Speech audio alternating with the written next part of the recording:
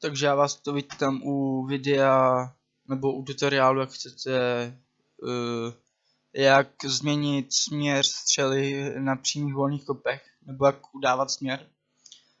Na gamepadu je to úplně easy, ale spousta lidí to neví, jak to udělat na klávesnici. Přitom je to úplně jednoduché, stačí se akorát zajít do nastavení.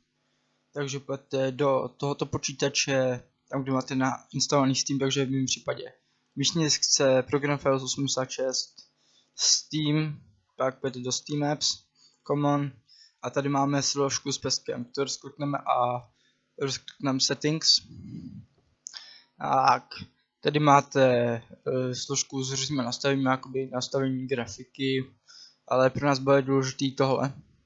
Tady máme vlastně veškeré nastavení klávesnice, ale my se budeme zabývat tímhletím.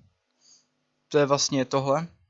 Tím se tohle se používá na konzolích, ale jelikož počítač fakt žádnou, tak klávesnice fakt žádnou páčku nemá, tak my si to musíme udělat prostě jakoby v písmenech, takže moc bych to nedoporučoval dávat nikde třeba u Ečka, Xka, Dčka, Ačka, prostě úplně nikam na druhou stranu klávesnice, takže v mém případě to Kčko a Lko, to vlastně určujete stranu a pak tímhletím určujete výšku té střely, ale to já nepoužívám, ale kdo chce, tak si to může nastavit.